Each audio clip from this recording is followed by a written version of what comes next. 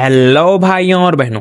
आज हम लोग पढ़ने जा रहे हैं हकल का आणविक कक्षक सिद्धांत, हुकल्स मॉलिक्यूलर ऑर्बिटल थ्योरी।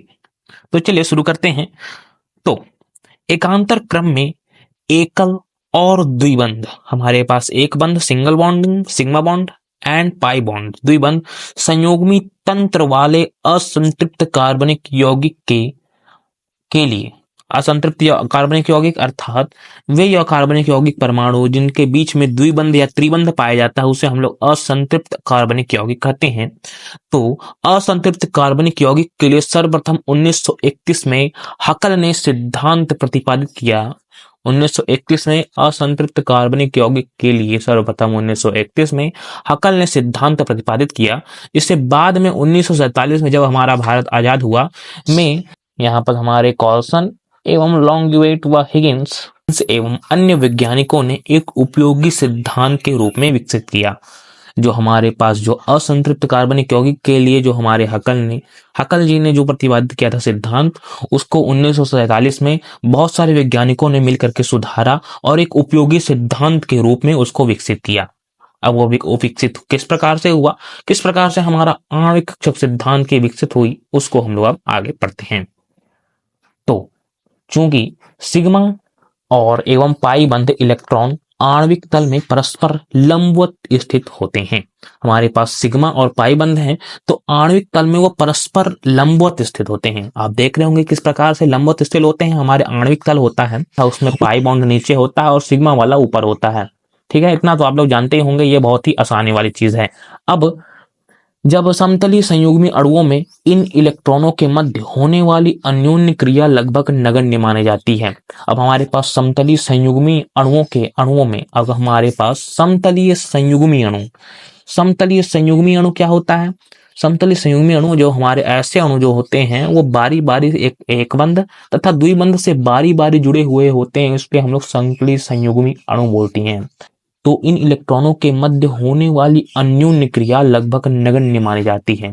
अन्योन्य क्रिया मतलब अन्योन्य क्रिया अर्थात होता है कि जब हमारे दोनों इलेक्ट्रॉन्स जो होते हैं वो एक दूसरे को प्रभावित करते हैं तो उन दोनों वस्तुओं के बीच जो हमारा क्रिया होती है उसे हम लोग अन्योन्य क्रिया कहते हैं। तो इनमें इनके बीच जो अन्योन्य क्रिया होती है वो लगभग नगण्य मानी जाती है। ठीक है, समतलीय संयुग्मी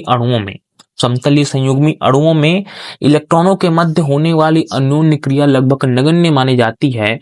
अतः संयुग्मी तंत्रों में पाई इलेक्ट्रॉन के लिए आणविक कक्षक सिग्मा इलेक्ट्रॉन के लिए मुक्त होते हैं। हमारे पास जो पाई इलेक्ट्रॉन के लिए आणविक कक्षक जो होते हैं वो सिग्मा इलेक्ट्रॉन से मुक्त होते हैं। ठीक है, अब यहाँ पर ये संयुग्मी अणुओं के कार्बन परमाणुओं के 2pz कक्षकों के रेखीय संयोजन से निर्मित होते हैं। अब जो हमारे ये बंध बनेंगे तो वो संयुग्मी अणु आप समझ गए होंगे कि जो सिंगल पाई बॉन्ड और सिग्मा बॉन्ड से बारी बारी से जुड़े हुए होते हैं। तो संयुग्मी अणु के कार्बन परमाणुओं के 2pz कक्षक आप देख रहे होंगे, तो 2pz कक्षक के रेखीय संयोजन से निर्मित होते हैं। 2pz कक्षक के हमारा जब रेखीय संयोजन होगा, जब आप जानते होंगे जो हमारा z कक्षक होता है वो एक होता है हमारा खड़ा हुआ, मतलब एक हमारा होता है साइड वाइज अतिव्यापन और एक होता है हेड टू हेड अतिव्यापन।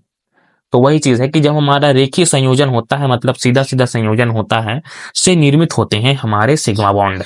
तो यह सिद्धांत हकल द्वारा प्रतिपादित किया गया था। तो इस प्रकार से यह सिद्धांत हकल द्वारा प्रतिपादित किया गया था। फिर इसमें किस प्रकार से सुधार हुई, किस प्रकार से इक्वेशन प्रदान किए गए, उसको हम लोग आगे देखते हैं। अब एकांतर एकल एवं द्विबंध वाले किसी असंतृप्त हाइड्रोकार्बन, अब यहाँ पर हमारे पास एकांतर एकल तथा द्विबंध मतलब एकांतर रूप से एक बारी बारी करके एक बंध तथा द्विबंध वाले किसी असंतृप्त हाइड्रोकार्बन जिसमें 2pz कक्षक एवं पाई इलेक्ट्रॉन वाले n कार्बन परमाणु हों। अब मतलब हमारे पास असंतृप्त हाइड्रोकार्बन है। असंतृप्त हाइड्रोकार्बन होते हैं जिसमें कार्बन परमाणु के बीच द्विबंध तथा त्रिबंध पाया जाता है, आप जानते ही हैं। तो उसके बीच में 2pz कक्षक एवं पाई इलेक्ट्रॉन वाले n कार्बन परमाणु हों तो आणविक कक्षक के LCAO सन्निकटन के अनुसार आणविक कक्षक के हमारे परमाणुओं की कक्षकों का रेखीय संयोजन linear combination of atomic orbital तो यहाँ पर हमारे पास जो आणविक कक्षक के परमाणु कक्षकों का रेखीय संयोजन सन्निकटन के अनुसार निकट मानों को रखना, अनुमान करना किसी चीज के वास्तविक मान के निकट, मतलब कोई भी हमारे पास कोई भी अणु होगा तो उसके वास्तविक मान के निकटतम मान को रखना, वो सन्निकटन कहलाता है। तो जब हमारा आणविक कक्षक के LCO सन्निकटन के अनुसार आणविक कक्षकों को निम्नानुसार हम व्यक्त करते हैं। हम हकल जी ने एक फॉर्मूला दिया, उस फॉर्मूला से हम लोग आणविक कक्षक को निम्नानुसार व्यक्त करते हैं। तो यहाँ पर हमारे पास साइन आई बराबर sum of j equal to 1 to n C i j phi i, जहां पर आई जो है वो 1 2 3 dot dot dot dot n तक है।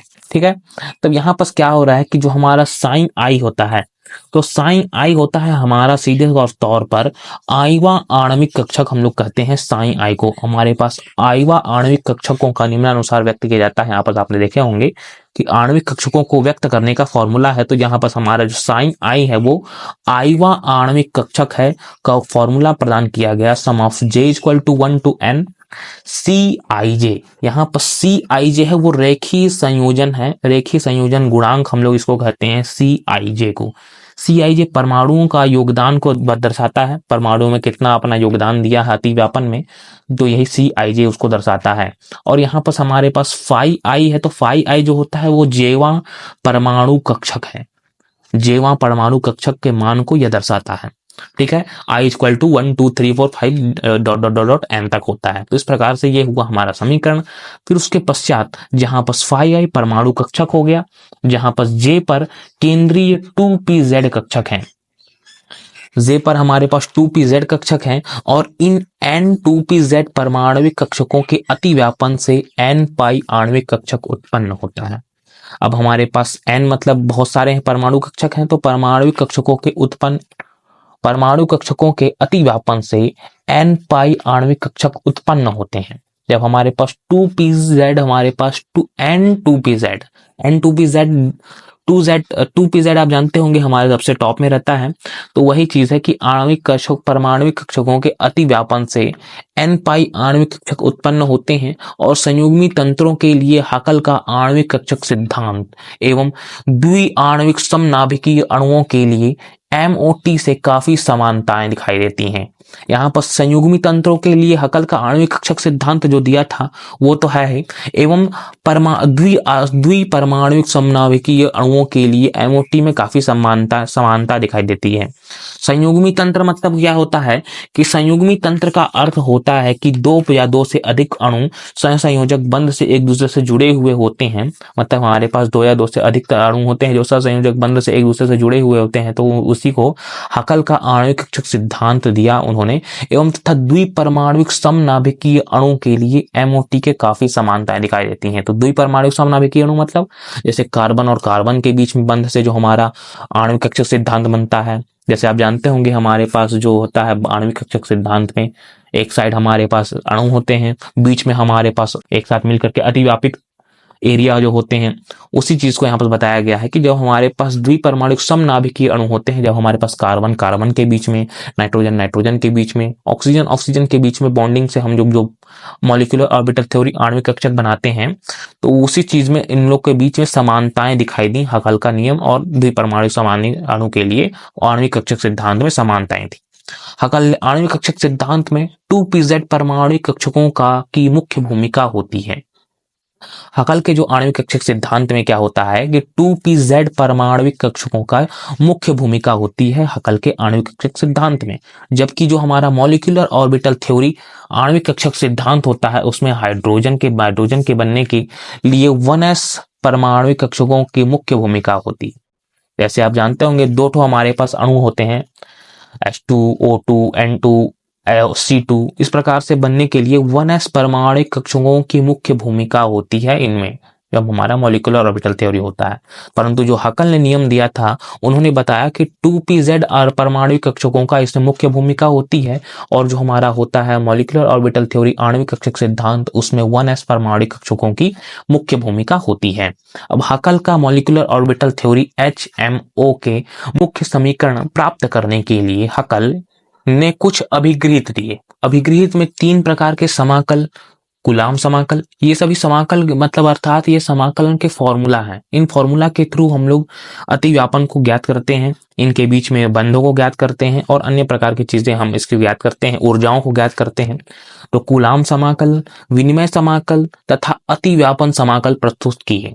उन्होंने 3 प्रकार के समाकल प्रस्तुत किए। तो उनके 3 प्रकार के समाकलन का नियम क्या था उसको हम लोग अब देखते हैं। तो पहला, सभी अतिव्यापन समाकल शून्य होते हैं। मतलब हमारे पास जो भी अतिव्यापन समाकल प्राप्त होगा, अतिव्यापन समाकल होता है कि अतिव्यापन को मापना, दोनों परमाणुओं के बीच अतिव्यापन को मापना अतिव्यापन समाकलन कहलाता है। तो अतिव्यापन समाकलन यहाँ पर बता रहे हैं कि सभी अतिव्यापन समाकल शून्य होते हैं। अब शून्य होते हैं तो हाइड्रोजन परमाणु, अब देखते हैं दूसरा नियम। अब हाइड्रोजन के 1वें कार्बन परमाणु के 2pz कक्षक के इलेक्ट्रॉन की ऊर्जा को कूलाम समाकलन HII द्वारा व्यक्त किया जाता है। अब हाइड्रोजन परमाणु के iवें कार्बन परमाणु के 2pz कक्षक के इलेक्ट्रॉनों की ऊर्जा को हम लोग कूलाम समाकल HII द्वारा व्यक्त किया जाता है। अब यहाँ पर H क्या है, वो हैमिल्टोनियम मैट्रिक्स है।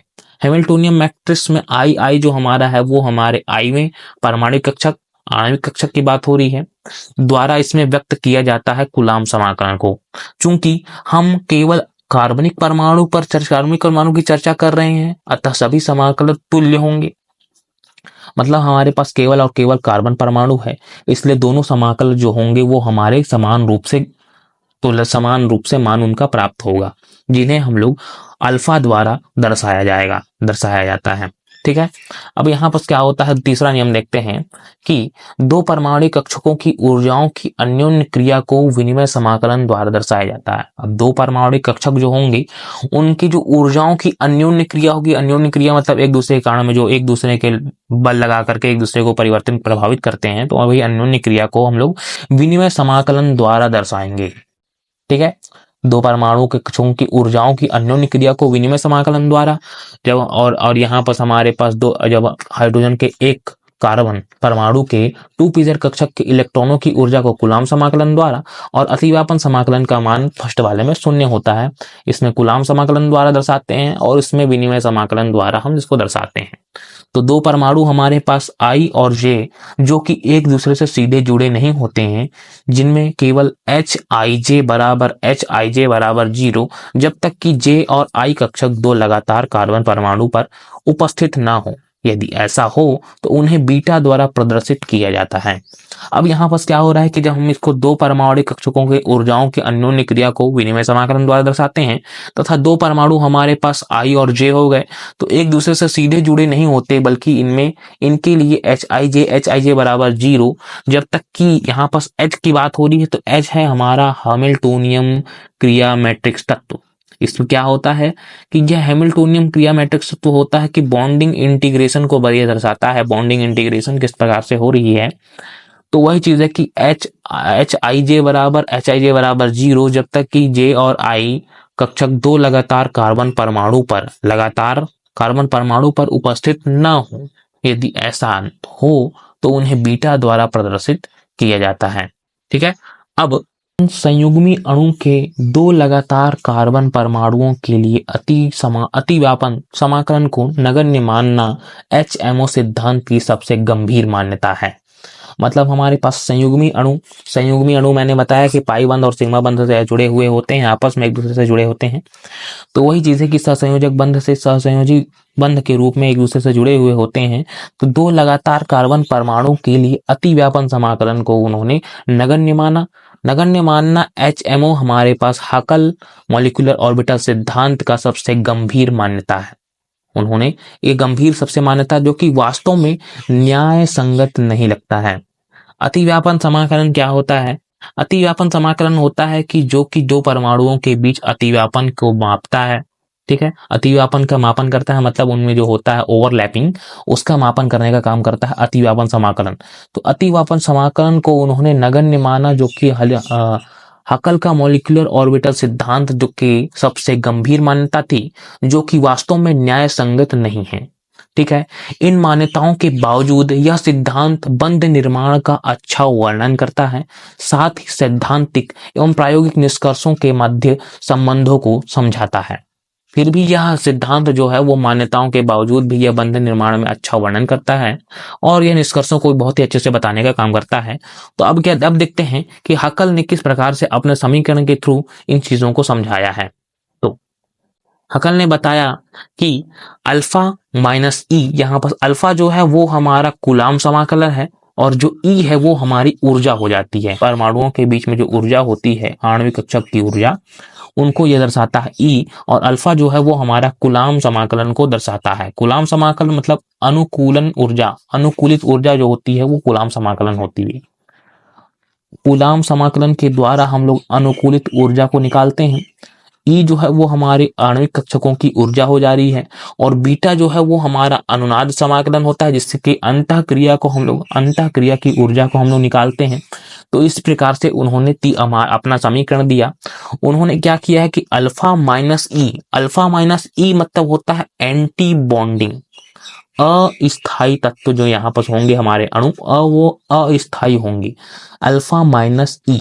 अब यहाँ पर हमारे पास अगर रहता अल्फा प्लस ई, तब हम इसको लिखते स्थाई, बॉन्डिंग हमारे तत्व लिखते।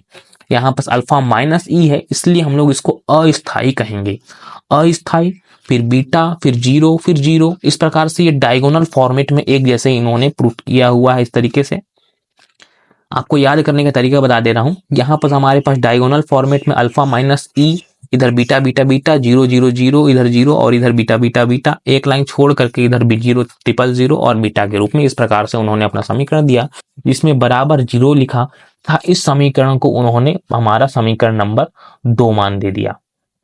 ठीक है, यहां तक आपको समझ में आ गया होगा। बाकी जो था उसी के सेम मानों के थ्रू यहाँ पर हमने dot dot dot dot dot dot कर दिया है। अब उन्होंने विमाहीन कारक के लिए अपना समीकरण दिया जिसमें x बराबर अल्फा माइनस ई अपॉन बीटा है। अल्फा माइनस ई मैंने बताया एंटी बॉन्डिंग के लिए हम लोग अल्फा माइनस ई का यूज करते हैं अपॉन बीटा रखने पर, मतलब विमा रहित कारक जिसमें क्या होता है, जिसमें जीरो डिफरेंशियल ओवरलैप होता है, अतिव्यापन जिसमें शून्य होता है, इसलिए हम लोग उसको विमा रहित कारक बोलते हैं, जिसमें अतिव्यापन नहीं होता है। तो अतिव्यापन शून्य रहेगा, तब इसका मान रखने पर समीकरण 2 में निम्न रूप से प्राप्त करेंगे। अब समीकरण 2 में हम उसका मान रखते हैं तो हमारे पास निम्न रूप से समीकरण प्राप्त होते हैं, जहां पर अल्फा माइनस ई जो होता है वो हमारा एक्स में बदल जाता है तथा बीटा की वैल्यू जो होती है वो 1 में हो जाती है और बाकी चीजें सेम टू सेम रहती हैं। तो हमारे पास जो बीटा की वैल्यू थी वो 1 1 1 कर दी गई, यहाँ पर भी बीटा था इसलिए 1 की वैल्यू हो गई, और यहाँ पर जो हमारी अल्फा माइनस ई की जो वैल्यू थी उसको हमने एक्स यहाँ पर कर दिया है, अल्फा माइनस ई बराबर एक्स। ठीक है, अल्फा माइनस ई जो है वो हमारे पास एक्स हो जाता है और बीटा की वैल्यू हम 1 ले लेते हैं जब हमारा विमा रहित कारक होता है। विमा रहित कारक अर्थात जब हमारा अतिव्यापन शून्य होता है तब की बात है। तो उन्होंने अतिव्यापन शून्य की स्थिति में इस प्रकार से अपना समीकरण प्रदान किया जिसे हम लोग समीकरण नंबर 3 दे देते हैं। अब उपरोक्त n इंटू एन जो हमारे पास जो समीकरण रहेगा के निर्धारण का मतलब डिटर्मिनेशन के विस्तार करने पर प्राप्त बहुपद समीकरण के n वास्तविक मूल होंगे, मतलब उनके जो मूल होंगे वो n तो हो सकते हैं। अतः इन संयुग्मी बहुलक के लिए हमारे पास n ऊर्जा एवं n आणविक कक्षक होंगी। अब जब हमारे पास n वास्तविक मूल होंगे, मतलब बहुत सारे हो सकते हैं, n वास्तविक मूल अनंत भी हो सकते हैं, तो वही चीज है कि अतः संयुग्मी जब हमारे पास जितने हमारे अणु रहेंगे उस हिसाब से हमारे वास्तविक मूल होंगे तथा उसी हिसाब से हमारे पास ऊर्जा रहेगी तथा उसके आणविक कक्षक भी उसी के हिसाब से रहेंगे तथा केवल आणविक कक्षक की ऊर्जा को निम्नानुसार हम लोग व्यक्त होगी।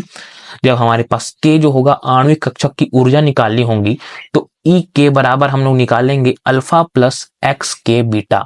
यहाँ पर एक्स के जो है वो बहुपद का केवा मूल है, बीटा जो है वो हमारा हो जाता है अनुनाद समाकल तथा अल्फा जो हो जाता है वो हमारा कूलाम समाकलन हो जाता है। क्योंकि कूलाम समाकलन अल्फा हो गया, कूलाम समाकलन हमारा अल्फा तथा अनुनाद समाकलन बीटा दोनों ऋणात्मक होते हैं, मतलब उनका मान ऋणात्मक होता है, तो एक्स के का धनात्मक मान यह दर्शाता है कि ऊर्जा स्तर अधिक ऋणात्मक है। मतलब हमारे पास अगर दोनों के मान अगर ऋणात्मक होते हैं तो xk का मान धनात्मक मान यह दर्शाता है कि ऊर्जा स्तर अधिक ऋणात्मक है, अतः यह मान आणविक कक्षक की 2pz कक्षक से ज्यादा स्थायित्व को दर्शाता है।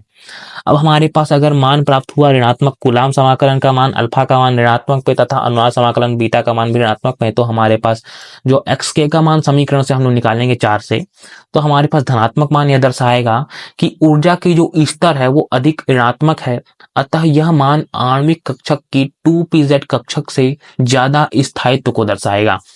जो हमारे पास आणविक कक्षक रहेगा, आणविक मॉलिक्यूलर ऑर्बिटल थ्योरी की 2pz कक्षक जो हमारे पास रहेगी उसमें ज्यादा स्थायित्व को दर्शाएगा, तो इस तरह के आणविक कक्षक आबंध आणविक कक्षक कहलाते हैं।